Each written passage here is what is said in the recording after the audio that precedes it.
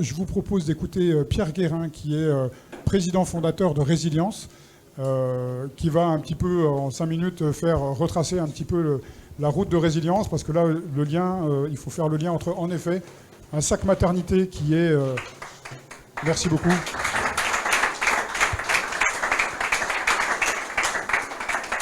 Un sac des 1000 premiers jours qui est très utile, et vous en avez démontré les choses, et la manière dont il est produit, qui est une manière assez exemplaire, qui est un engagement de l'État. Donc, il faut savoir que donc, ce sac des 1000 premiers jours est porté par le ministère des Solidarités, par votre ministère, monsieur le ministre, madame la ministre déléguée, mais que du coup, il est fait d'une certaine manière qui crée énormément de richesses sur un territoire. Et Pierre, je te laisse en parler. Merci beaucoup, Luc. Bonjour à tous. Résilience, c'est depuis sa création, en fait, c'est un projet qui est jeune. C'est un projet qui a un peu plus de 2 ans, qu'on a créé pendant la pandémie, en fait, au début de la pandémie, avec 2 idées simples.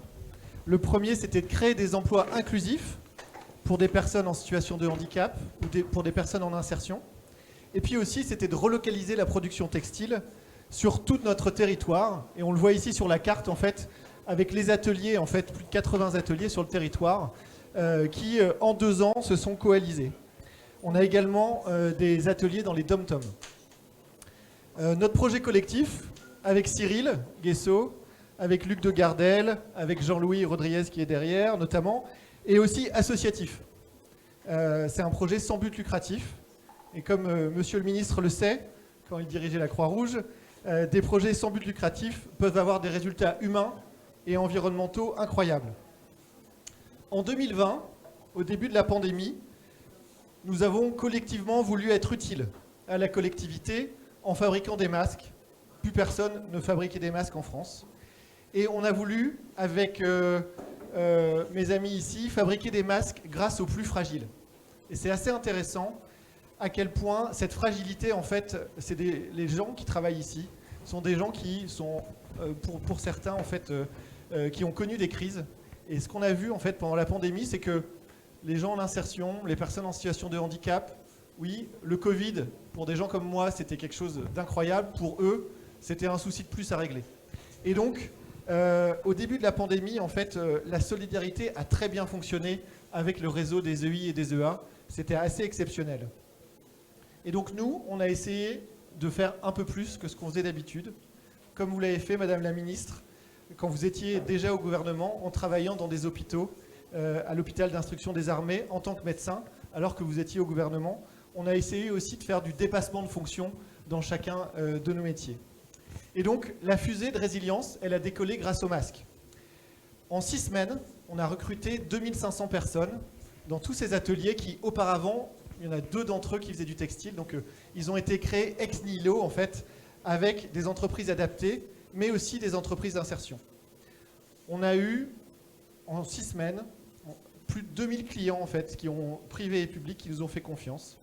Et sur les années 2020-2021, c'est près de 30 millions de masques lavables 50 fois, donc réutilisables, qui ont été fabriqués, en fait, par toutes ces personnes que vous avez vues ici et qui ont des amis, des camarades, en fait, dans tous ces ateliers en France.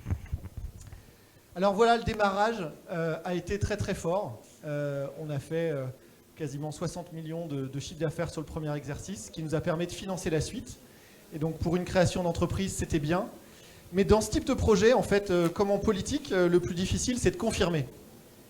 Et donc en 2022, la demande de masques a logiquement chuté.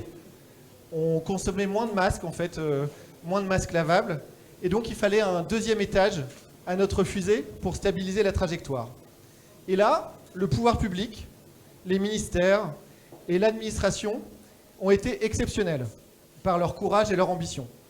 C'est important aussi, moi qui viens du privé, de reconnaître les projets publics innovants et de savoir dire merci. Alors merci pour les 1200 personnes qui ont pu continuer à grandir et à se former dans nos ateliers. Un consortium, aujourd'hui, donc le sac des 1000 premiers jours, qui est ce 2e étage de la fusée, après les masques, c'est un projet qui rassemble en fait 65 ateliers qui fabriquent du textile, comme on l'a vu ici, un fabricant de savon, des entreprises d'impression inclusive, des entreprises logistiques en fait, d'insertion. Et donc, tout le sac qu'on a vu tout à l'heure, en fait, est fabriqué avec des EI et des EA. Donc ça répond aussi à des enjeux de relocalisation industrielle, d'activité textile, puisque aujourd'hui, ce réseau est le plus grand réseau de fabrication textile en France. Et c'est un réseau d'EI et d'EA.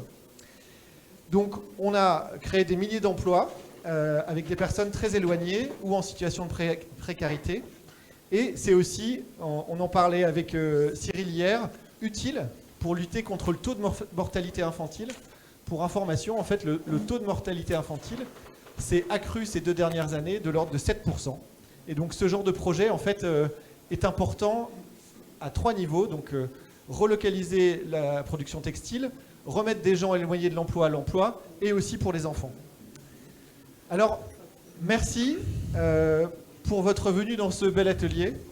Merci Cyril et Fabrice en fait, pour votre accueil chez FMS. C'est encore toujours un plaisir en fait, de voir des sourires des personnes qui travaillent ici. On voit qu'ils font un travail pas facile. Le haut-commissaire et les 2 ministres ont essayé de piquer leur travail quelques instants et on s'est rendu compte que ce n'était pas évident. Donc merci monsieur et madame la ministre.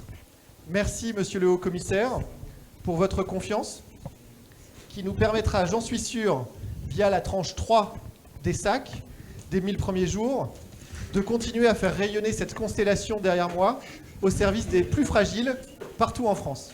Merci beaucoup. Merci. C'est un clin d'œil.